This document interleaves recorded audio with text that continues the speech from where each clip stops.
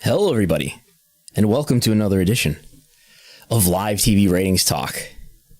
I'm Brandon Thurston, broadcasting not just on demand, but live from Buffalo, New York, where today is Thursday, September 30th, 2021.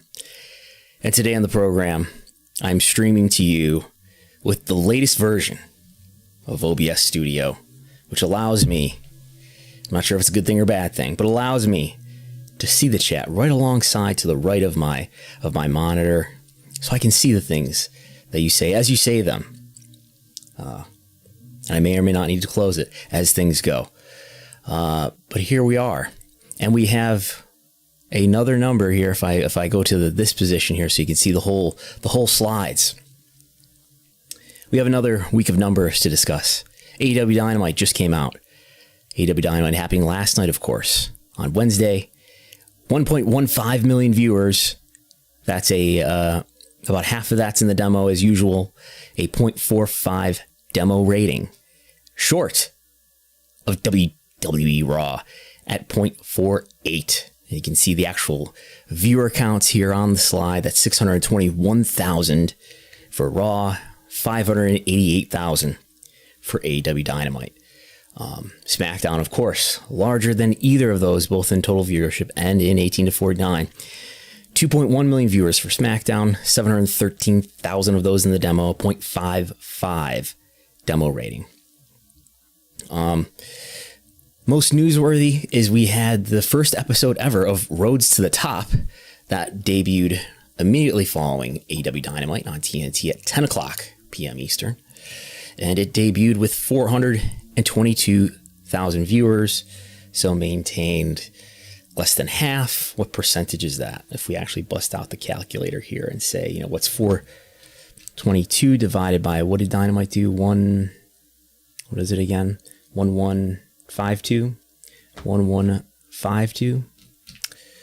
They maintained 37%, about 37%.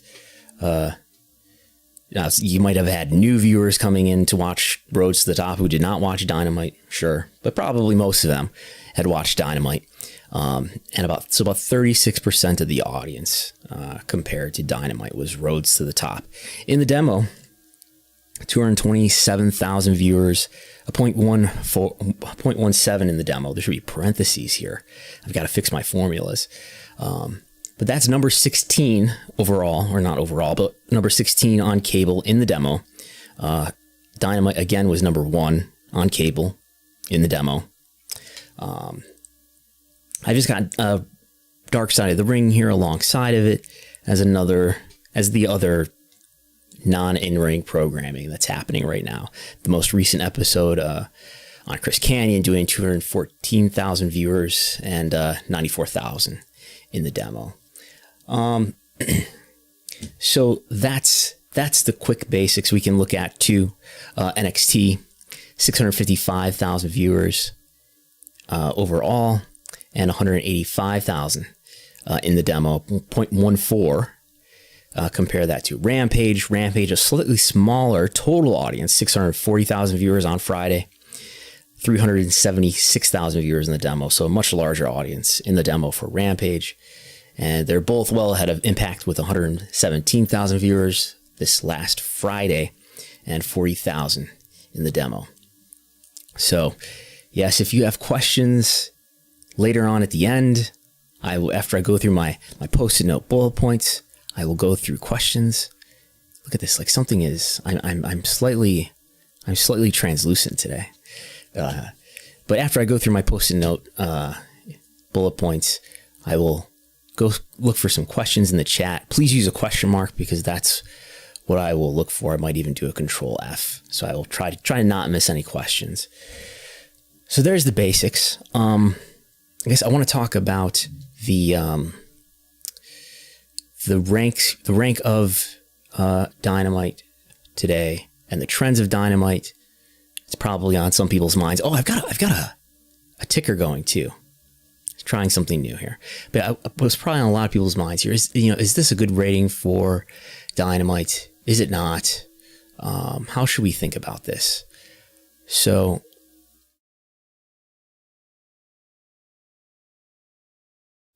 I'm back. Sorry. But anyway, I'll stop fiddling with the stream. So I want to look at some of the recent Dynamite numbers to see.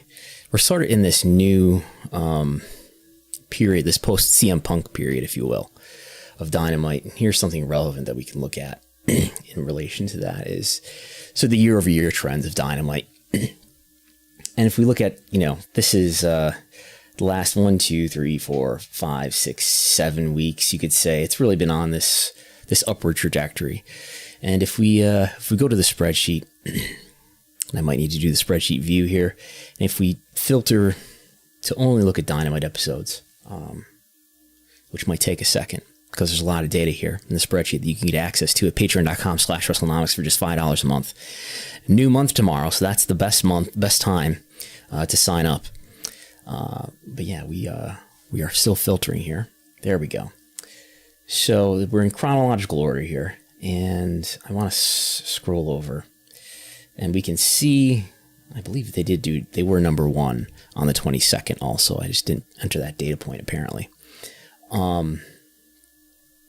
So they've been number 1, and let's be absolutely certain here.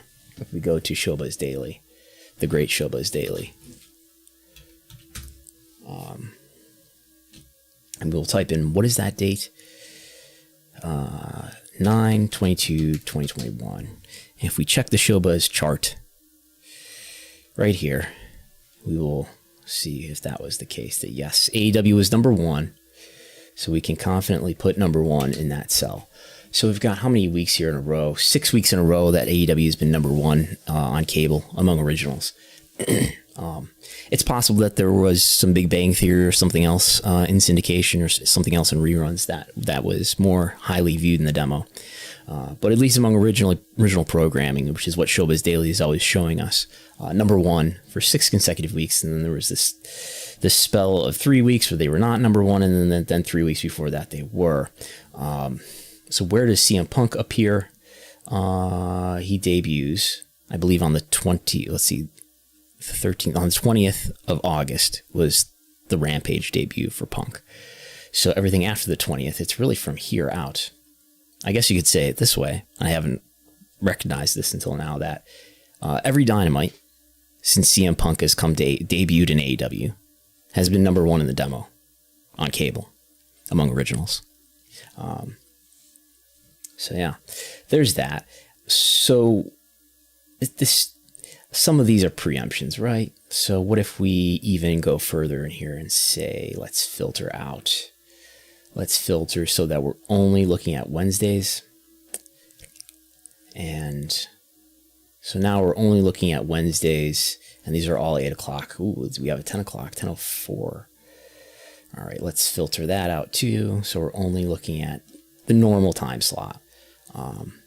And what we see is 1.1 million, 1.2 million, 1.3 million. This is the post all-in episode after Bryan Danielson and Adam Cole had debuted. So we have these last 2 sub-million episodes are the last 2 before the debut of Punk.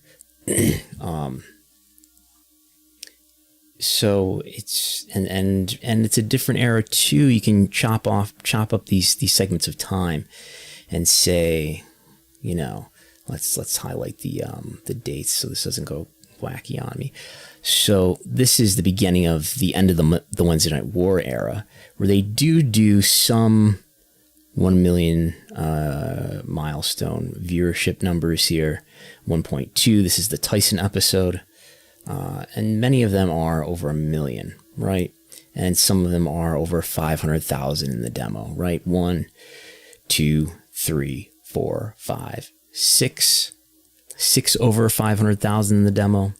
They had this pretty good streak here too in between the middle of July and early August. But anyway, in total viewership, definitely viewership has been better.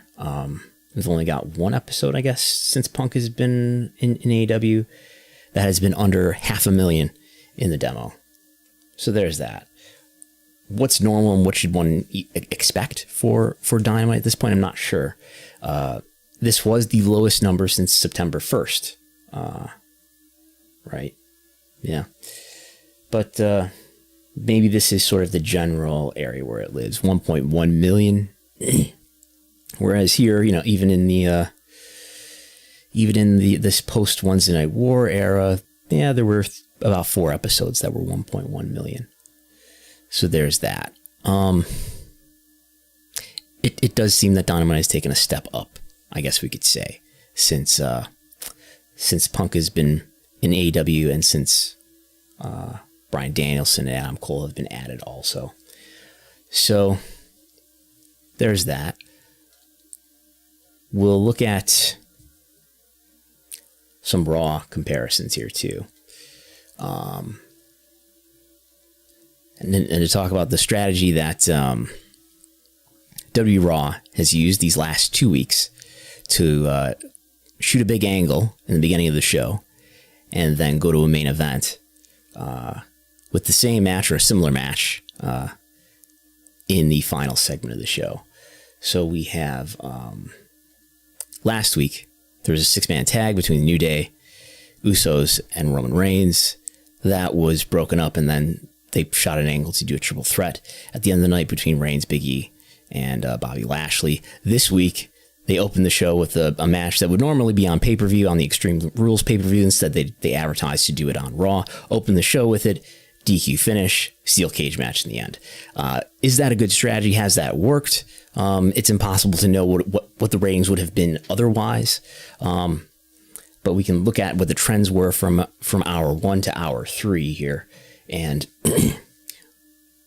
what normally happens is the third hour goes down. The third hour is the least viewed. Most often, the third hour is the least viewed of Raw. But if you look at total viewership in the Reigns week was down 10%. This week down 12%. In the demo down 10%. And this week down 6%. So how does that compare to what normally happens, though? Here we've got the most recent week outlined in red. 6 and 12. Last week 10 and 10. And the week before that, actually, for some reason in the demo, I'm not sure what was on, but for some reason in the demo, the 10 o'clock hour was up 13% over the opening hour. This would have been the first week of Monday Night Football. Just to give you an idea. So where does 12, down 12% and down 10% in total viewership from hour 1 to hour 3, how does that compare to all of these? This is year to date. I just did a histogram here to show that, being down about 12% is the most frequently occurring delta. So that's pretty normal. So is this strategy working? Again, it's impossible we don't have a counterexample to say, let's go in an alternate reality and book something other than the angle and the 2 matches that they booked. But it delivered a pretty normal result in terms of the hourly viewership pattern. So that's one comparison I wanted to make. We'll talk about Monday Night Football here in the last 3 episodes, games of Monday Night Football on ESPN. So this is game 1, which did 15.3 million viewers because it was across ABC, ESPN2, and ESPN. Following week, 14 million. And this week it was up for, what was the game on Monday? We can look here. It was Philadelphia, the Eagles, and the Dallas Cowboys. The Dallas Cowboys, I've found tend to be a draw. That's what everyone wants to hear. But the Cowboys games do tend to do better than games against between random teams. So there's this. Just to give you an idea of what kind of viewership Monday Night Football is doing and putting up against Raw. And if we look at the annual trends up to this point, the most recent year is here in light blue, and you can see the demo rating in green and the total viewership in blue. It's been fairly consistent across the years. If you compare, this is going back to 2015, obviously, where it's done 13 million, 11 million, just under 11 million. And right now it's averaging 13.4, and maybe that will subside.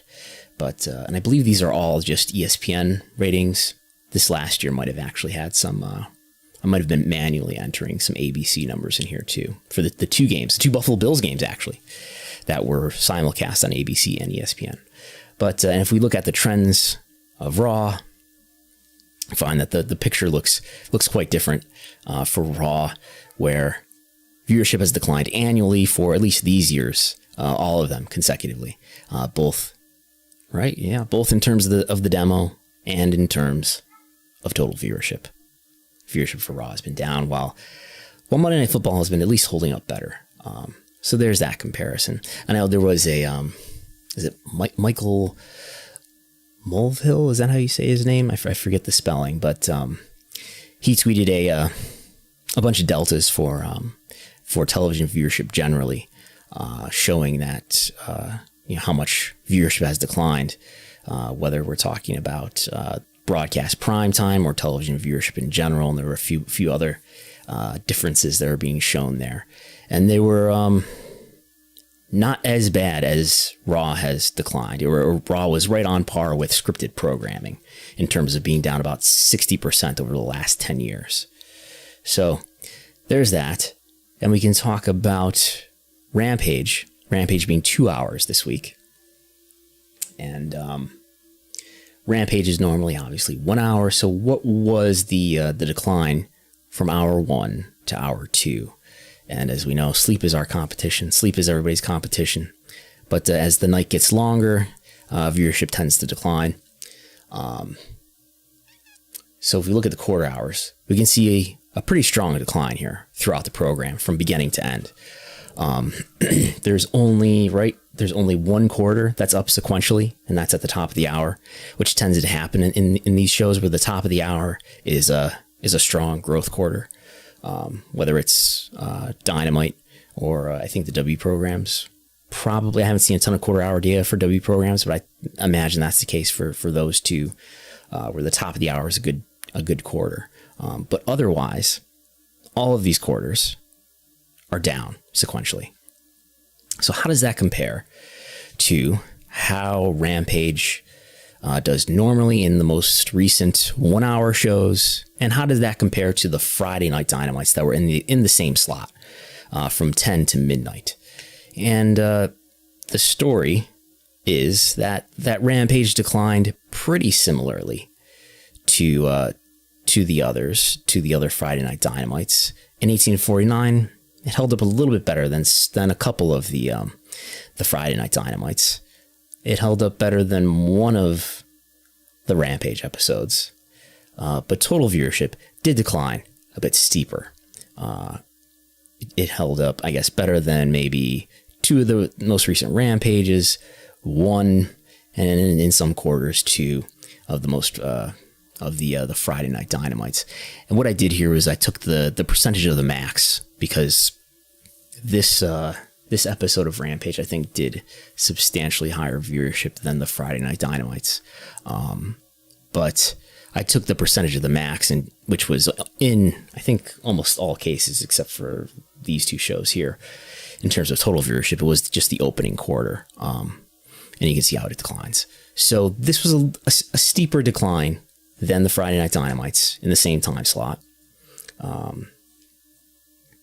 and less of a, I wouldn't say it was that much more, maybe a slightly more steep decline than the 1 hour Dynamites from 10 to 11. And if you want to really get into the math, you can look at the R-squareds here, as I did the scatter plot charts, where this Grand Slam episode of Rampage was about a 94.94 R-squared for total viewership versus Friday night Dynamites. Basically, a perfect relationship would be a 0.1. A total random relationship would be a 0. And we get some fairly strong relationships here in terms of how the trends went. 1849 is an even stronger relationship with the Friday night Dynamites slightly. So there's that. And we can touch on NXT. Go back to this scoreboard here, where NXT did 655,000 viewers. This is the third episode of the NXT 2.0 era. And if we look at the year-over-year trends, where, yes, we have Triple H's Wolfenstein logo here, off discarded in the rough here, in black and white. And now, the Bruce Pritchard fun Saturday morning NXT 2.0 logo is here, replacing it. So we're kind of back to where, at least in this instance, it's one data point, but in this instance, after 2 strong episodes with the rebrand, relaunch of NXT that we're doing over what NXT was doing the year prior, this blue line is entirely in the Wednesday Night War. Nonetheless, it was doing better than the prior year in total. This is actually 1849. Is that true for total viewership too? It is. It is true for total viewership too. So we had 2 pretty good weeks there for NXT. But again, now we're looking at total viewership. It's right back in this range of somewhere in the 600,000s. So I would imagine that's where it's going to end up living. Is this going to be a more highly viewed NXT? I would be surprised.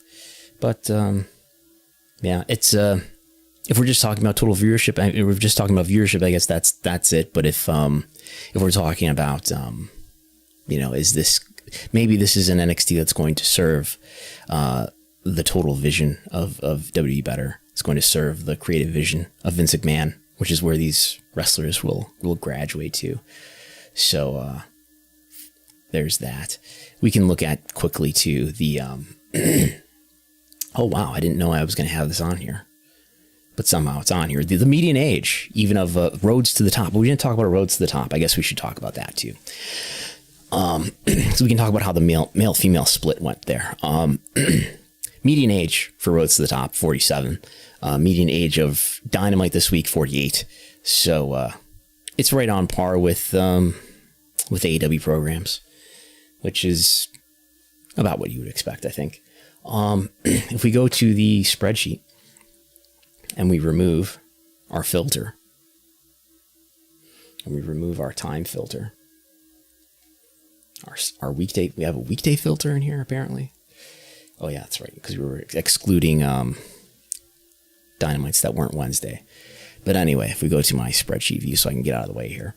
If we look at the male-female split for Rhodes to the Top as opposed to Dynamite.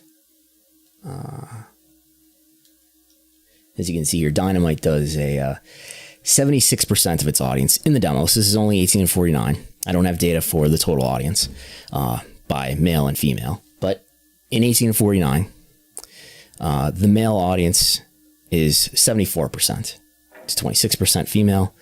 So this Rhodes to the Top was somewhat more female and somewhat less male than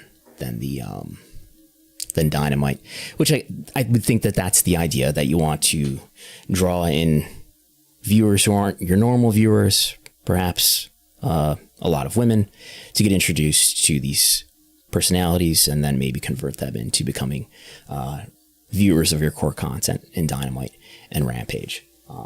And just a quick look at how that compares, how these splits compare to other programs. You can see here, NXT this week was 70-30, Raw 62-38, SmackDown 60-40, Rampage 75-26, which is more than 100%. But yeah, I'm not sure how that math is breaking down. Maybe there's a rounding thing happening there. Does that sum to 100 somehow? It does. Anyway, so there's that, and I think these are pretty typical numbers. We've got Rampage had a higher portion of female viewers the week prior, but yeah, I think this is pretty normal for AEW. AEW is substantially more of a male audience than WWE is, for sure. So I think there's that. I think I've hit my bullet points. So I will now look at the chat and see if there's any questions. So let's see here.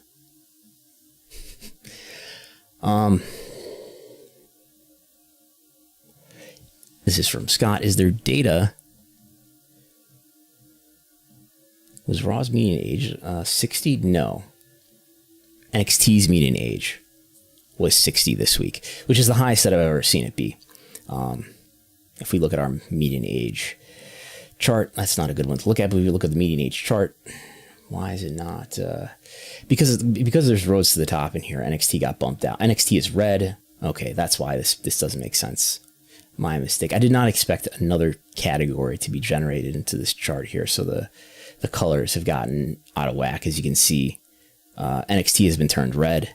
Raw has been turned blue. So that needs to be fixed.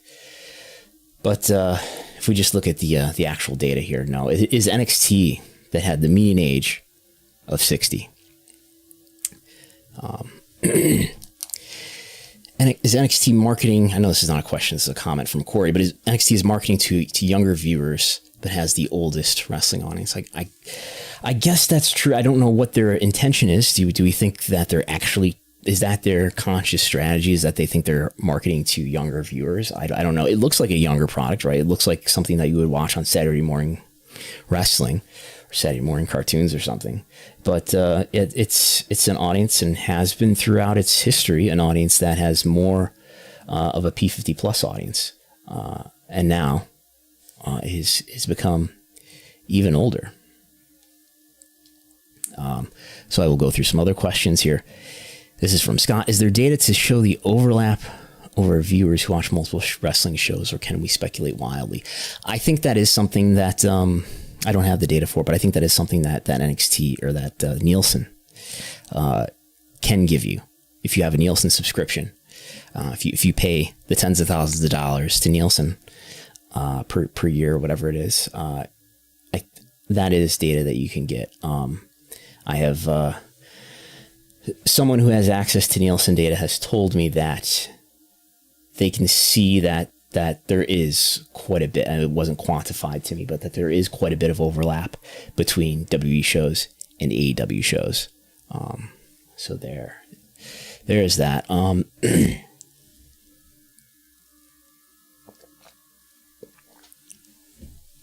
Jonathan asks, is AEW Dynamite being hurt in the 18 to 49 female demo due to running opposite of Real Housewives? I would have to look. You could say that the challenge, if we look at the Wednesday lineup, and we can see, if we take this filter off, it'll be a little easier to read, I think. Make this bigger. And we can see how well the challenge does. The challenge is a majority female audience. Real Housewives is a majority female audience. It's arguable, and I know there's, like I said, you can show that there's overlap between WWE and AEW if you have access to the Nielsen data, all of the Nielsen data. And I think you can see that you can check on if there's overlap between, who was watching in the weeks before these shows have been in first run again, and who's been watching after. And I would think it's somewhat the case that these programs are having an impact on AEW, but we can only really speculate. Our friend King of Strong Style asks, so would you say this is a success after Grand Slam? Drop off Wednesday show, Rampage doing awful. I don't know what you mean by a success after Grand Slam. I think the ratings are holding up okay. This isn't spectacular ratings for Dynamite. Let's just look at the sequential numbers, the recent history here. We've got Dynamite at 1.15, the Grand Slam episode at 1.27, 627, 588. It's down, but it's on par with what it had been doing lately. If we look up here, 1.175, 574. This is higher in the demo. This is lower in total. I would say that's, essentially the same number. So I think AEW is doing okay. Again, this is not like, I think people are looking for the momentum to continue in terms of the ground and the margin that they have over versus WWE. If we look at this table that I've made here, the differences across demos for Dynamite versus the most recent episodes of each of these programs, I think people are looking for, they edged out Raw in the demo for 2 weeks. These most recent 2 weeks, including this week, Raw beat Dynamite in 18 to 49. So I think people are looking for that momentum to continue, and that momentum is not continuing. This margin is not getting smaller. We're seeing Dynamite beat Raw in M18 to 49 again, not in the female side, but this week they did beat Raw in the young half of the male demo, the older half of the male demo, and that's happening. But there's not a continued momentum, and I think some of the reactions that I see are, I think, expecting Dynamite to continue to get closer and closer to Raw in a number of different categories, and it's not meeting those I don't know, expectations or something. Next, this is from Fox Renard. Do we think some of the competition on Wednesday, such as Real Housewives and the Challenge, maybe contributing lack of women viewers? I think I just answered that from Jonathan's question. Do we think that AEW are having difficulties with female viewership? It's hard to answer that without sort of telling a narrative, right?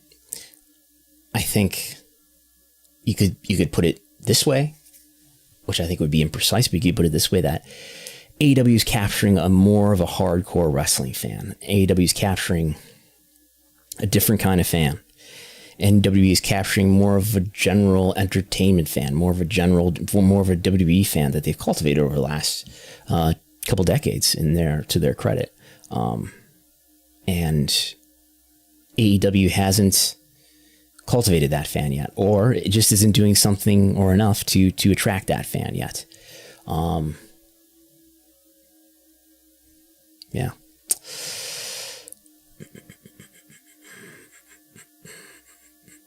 So, I think we have another question. King of Strong Sauce says, I'm just confused if the show is so amazing like you and Test say. I didn't know Andrew Martin was even alive still, much less doing a ratings show. Shouldn't the rating go up? Have I been saying that the show is amazing? I think the show is good. But a show that one finds creatively satisfying or entertaining, or I enjoy it, doesn't always necessarily mean that the viewership will grow. Wrestling is about, in terms of growing an audience, wrestling is about usually creating stars and being on the right media platform and so forth. So if anybody else has any questions, feel free to put them in the chat. If not, I will, I think I do have some final thoughts. So let's see here. The show, I have been saying that the show is too good. That is true. I have been having some consternation about that. And I know people get upset when one has opinions, and when one, especially people get upset when when I compare Raw to Dynamite and things of that nature. So we will have some final thoughts here. And I just wanted to make it clear that a lot of people these days in wrestling media and in wrestling punditry are talking a lot about the people who are commenting and reporting on news, and how they allegedly have biases for one company or another. So I just wanted to address that and make it clear that as everyone should know, the data that we talk about here, the data has a well-known pro AEW bias. There are a lot of external differences that are happening too when you compare AEW to WWE.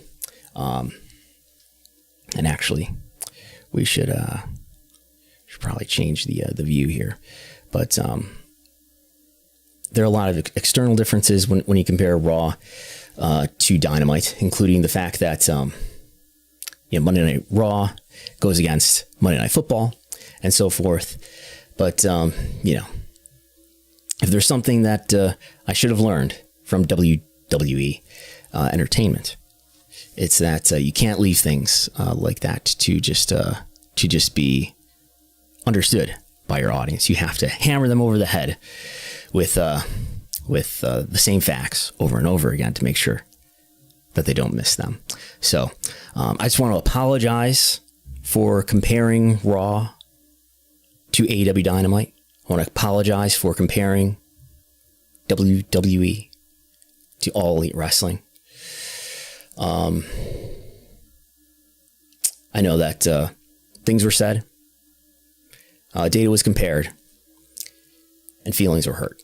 And at the end of the day, it is what it is. But the one thing that I find to be really true when you think about it is that, we'll never find the analyses that comfort us best if we simply read the data with our eyes and our own mind. The most comforting analysis can only really be found when we stop reading the data with our eyes and start feeling the data with our emotions. So I'm going to try to do more of that here. So that is why. That's right. This is a statement. I'm announcing today that I will no longer be comparing WWE and AEW ratings on this program until next week. So I will leave you with that. And just one more thing in closing. At the end of the day, wrestling, people debate about it, but it's not about what the hardcore fans want. I've realized that. It's not about even what the casual fans want. Wrestling, it's not even really about fans. It's not even about what the network wants and what business partners want. It's, WWE at least. It's about what Vince wants. And regardless of anybody else, it's about what he wants. And the fact is, Vince is a billionaire. Okay? And so he's earned that kind of single-handed selfishness and to get his way and to do what he wants. And in today's day and age, that's just what this world is all about. It's about accepting the whims of billionaires. If you look at the stock market, I would think that you would know that. Accepting those whims and not complaining about it. Not critiquing it. Supporting it. Accepting it and liking it. Pretending to like it if you don't actually like it. It's like my mom said once, many times actually. That's just the way the world works. And you have to accept it and go with it and don't try to change it. Because you can't, So never give up, or at least wear a shirt that says never give up.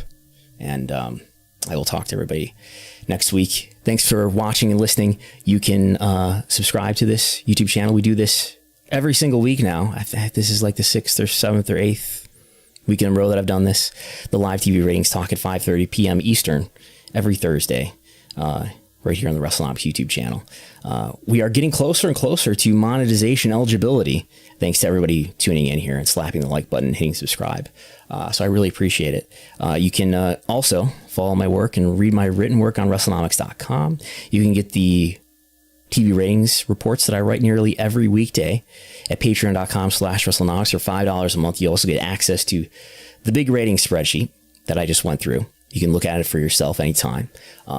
Tomorrow is October 1st, so that's the best time to sign up, is tomorrow. And as always, you can follow me on Twitter at Brandon Thurston and at Wrestlenomics. So thanks everybody for tuning in and supporting, and I'll talk to you next time.